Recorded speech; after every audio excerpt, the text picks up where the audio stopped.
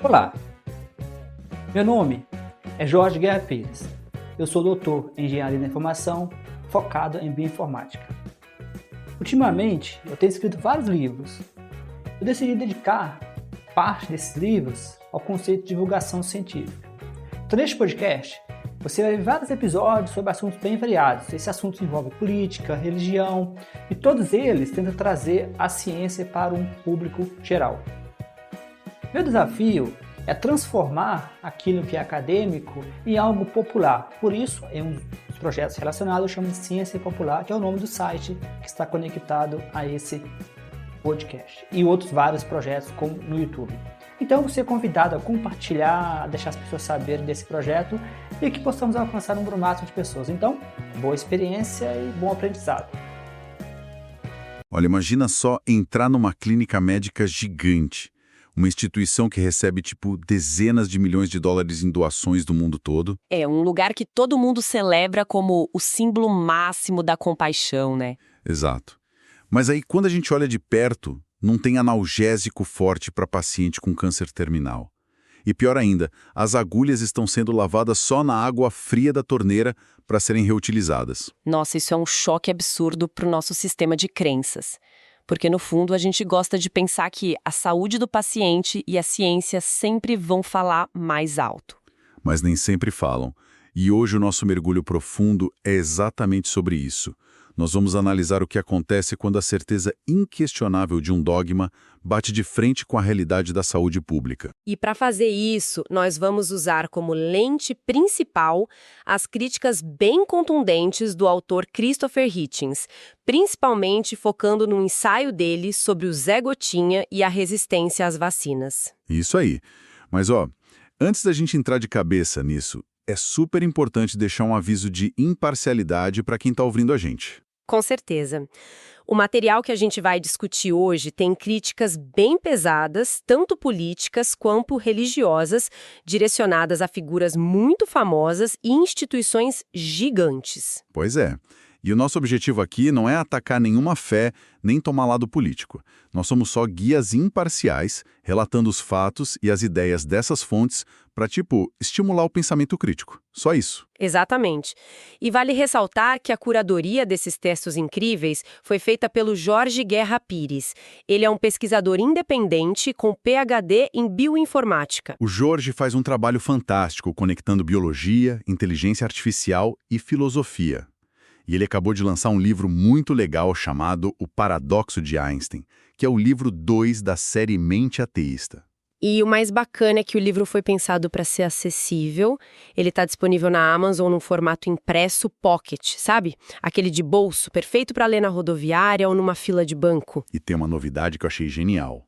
O formato audiolivro já está no Google Play e no Google Books. Para mim, antes da inteligência artificial descobrir os audiolivros foi uma revolução. Eu leio vários por mês agora. É muito produtivo, né? Dá para baixar o áudio e ir escutando enquanto caminha, enquanto lava a louça ou cozinha, sem nem precisar de internet. Total. Fica a dica para nossa audiência. Mas, voltando para o nosso tema, para a gente entender como um dogma afeta a medicina, a gente precisa entender primeiro como esses mitos intocáveis nascem na mídia. Ah, sim, as fontes do Jorge nos levam lá para 1969. Tem o caso do Malcolm Muggeridge, que era um jornalista super respeitado da BBC. Ele foi filmar um documentário na casa para moribundos da Madre Teresa. Lá em Calcutá, certo? E deu um problema com a luz, não foi? Exato. O interior do prédio era escuro demais. O cinegrafista, o Ken Macmillan, avisou que não ia rolar, que a imagem ia ficar preta. Mas, por sorte, eles tinham recebido um protótipo de um filme novo da Kodak. Um filme super sensível à luz. Isso. Eles gravaram, voltaram para Londres e quando revelaram, as imagens estavam super claras. O Macmillan comemorou a tecnologia da Kodak, mas o Muggeridge, ele ignorou a explicação técnica. Espera, ele simplesmente foi para a imprensa e disse que foi um milagre? Pois é. Ele declarou que eles tinham captado a luz divina. Caramba! É como se a narrativa fosse um trem desgovernado, sabe? Uma vez que ganha velocidade, a verdade técnica vira só um inseto esmagado no para-brisa. A mídia não checou nada. Ninguém checou. Era uma história muito boa para ser estragada pela verdade. E o público queria acreditar nessa luz na escuridão. E as fontes comparam isso com um experimento bizarro que o James Randi fez nos anos 80, né? Aquele cético famoso. O caso do Carlos. Em 1988, na Austrália, o Randi contratou um ator, o José Álvares, e inventou que ele era um guru místico. E a mídia comprou a ideia de novo. Totalmente. O cara foi pra TV, encheu auditórios e ninguém foi atrás do passado dele. E o mais louco é que quando o Randi fez uma coletiva pra assumir a farsa, avisando que era tudo mentira, As pessoas continuaram acreditando no cara? É bizarro. eles diziam que mesmo sendo ator, ele canalizava uma energia real. O cérebro quer ver a mágica de qualquer jeito. Sim, mas tem uma diferença enorme entre os dois casos. O Carlos era um experimento isolado.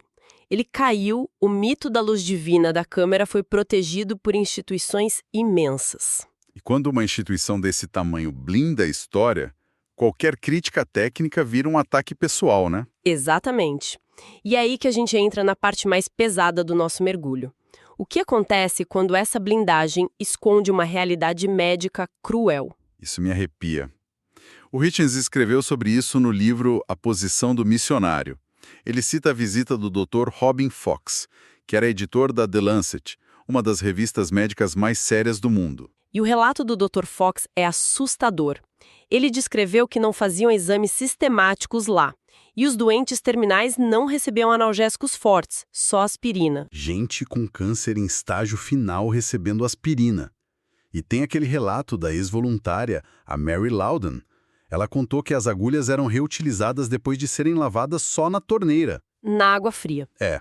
E ela também presenciou a recusa em levar um menino de 15 anos para um hospital local. Ele tinha um problema renal tratável, mas elas disseram que se abrissem exceção para ele, teriam que abrir para todos. E o garoto morreu por causa disso. É aí que a minha cabeça dá um nó. Porque eles recebiam milhões em doações. Faltar agulha descartável não era falta de dinheiro. Era uma escolha filosófica, não era? Sim, o Hitchens argumenta que o objetivo primário não era curar. A filosofia ali via o sofrimento não como um mal biológico para ser tratado, mas como uma virtude para ser glorificada. Aquela frase que ele relata é de gelar a espinha. Uma paciente com dor ouve. Você está sofrendo. Isso significa que Jesus está te beijando. E a paciente responde pedindo para Jesus parar de beijar ela. É o choque literal do dogma com a dor biológica. E enquanto os corpos sofriam, as fontes dizem que rolavam doações polêmicas como o dinheiro do fraudador Charles Keating. Sem falar dos batismos secretos, né? A ex-freira Susan Shields revelou que eles batizavam os moribundos sem o consentimento deles, chamando isso de um bilhete para o céu. Nossa, o foco era puramente espiritual, dane-se o corpo. E se isso já é um absurdo numa clínica isolada, imagina quando esse tipo de pensamento ataca o mundo todo. Aí a gente chega no ensaio Christopher Hitchens e o Zé Gotinha. Esse é o ponto crucial das nossas fontes hoje. O Zé Gotinha aqui no Brasil é tipo o símbolo máximo da simpatia e da saúde pública. Ele representa a luz da ciência e o Hitchens foi ver essa guerra de perto, né? Foi. Em 2001, ele viajou para Calcutá com o Sebastião Salgado, o grande fotógrafo brasileiro. Eles foram cobrir a campanha da Unicef contra a poliomielite. Uma campanha que só precisa de 2 gotinhas na boca de uma criança para evitar que ela fique paralisada para o resto da vida. O que poderia dar errado? O fanatismo. Eles presenciaram radicais locais espalhando rumores horríveis de que a vacina causava impotência e doenças. Eles estavam sabotando a vacina de propósito. E não parou na Índia. O texto detalha um caso de 2005 na Nigéria que me deixou chocado. Uma fátua, um decreto religioso, declarou que a vacina da polio era um complô ocidental. Diziam que era um plano para esterilizar a população. E o impacto biológico disso foi imediato. A polio, que estava quase erradicada, voltou com tudo no norte da Nigéria. Caramba. E o vírus não respeita a fronteira, né? Nem não. Ele infectou pessoas que foram peregrinar em Meca e a polio se espalhou até o Iêmen e a Indonésia.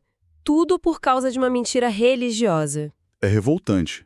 A oposição à teoria dos germes sendo travada com desinformação, custando vidas de crianças.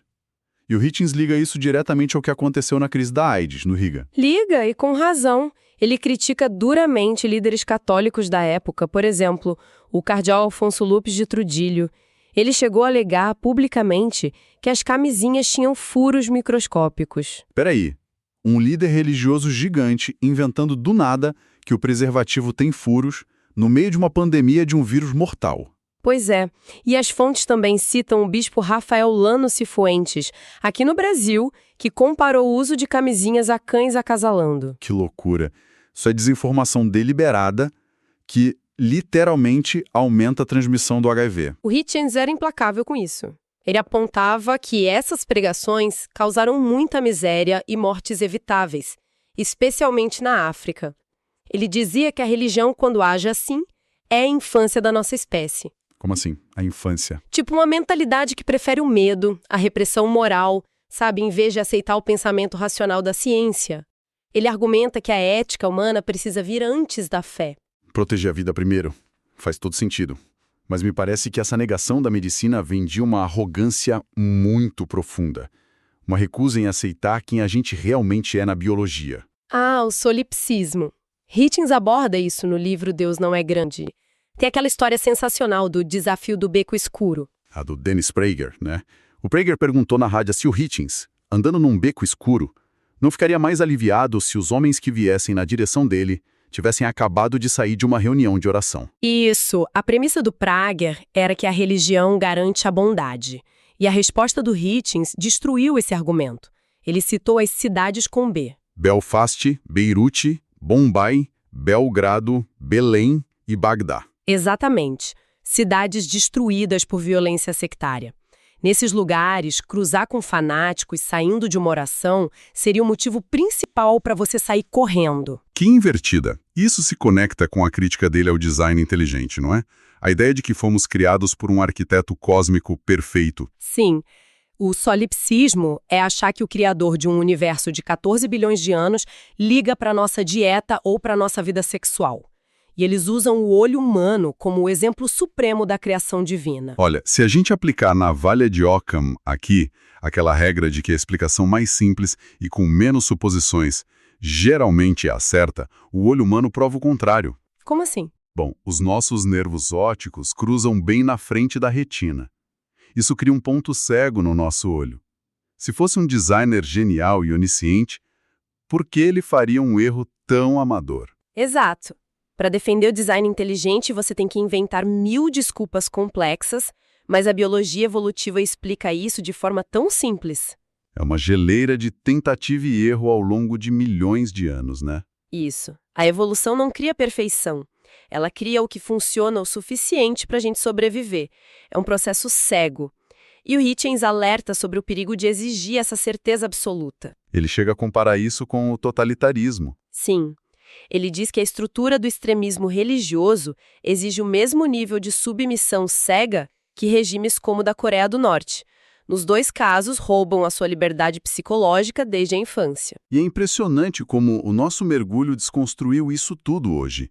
A gente viu a fábrica de mitos lá do Muggert, como isso romantizou a falta de saúde e desembocou nessa sabotagem trágica do Zé Gotinha e do combate à AIDS. É o preço alto que a gente paga. Quando narrativas intocáveis colidem com a saúde pública, o custo é cobrado em sofrimento humano real. E é por isso que é tão importante buscar a informação direto na fonte. Para quem ficou curioso com esses temas e quer explorar por conta própria, dá uma olhada no livro O Paradoxo de Einstein, do Jorge Guerra Pires. É uma ótima recomendação. E lembrem do formato audiolivro no Google Play. Otimizar o tempo aprendendo coisas novas é uma revolução para qualquer mente curiosa. Com certeza. E para fechar, as fontes trazem uma reflexão do filósofo Lessing que o Hitchens adorava. Ah, essa reflexão é maravilhosa. O Lessing dizia que se Deus oferecesse a verdade absoluta na mão direita e na esquerda apenas a busca incessante pela verdade com todos os seus erros, ele escolheria a busca. E isso deixa uma provocação muito forte para quem nos ouve agora. Se a certeza absoluta e os dogmas intocáveis acabam paralisando a nossa empatia e o nosso progresso médico. Será que a nossa capacidade de abraçar a dúvida não é o nosso maior trunfo? Fica aí o pensamento. A disposição para errar, aprender e continuar questionando, talvez seja, no fim das contas, a maior virtude que a nossa espécie pode alcançar. Você acabou de assistir mais um episódio do meu podcast Ciência para Não Cientista. Você pode entrar em contato comigo no e-mail jorgeguerrapires@yahoo.com.br, no e-mail jorgeguerrapires@yahoo.com.br. É bom sempre lembrar que eu tenho vários livros na Amazon, no Google Books. Esses livros estão em formatos bem variados, como formato impresso, e-book, Kindle, audiolivros, então você tem toda uma gama de escolha.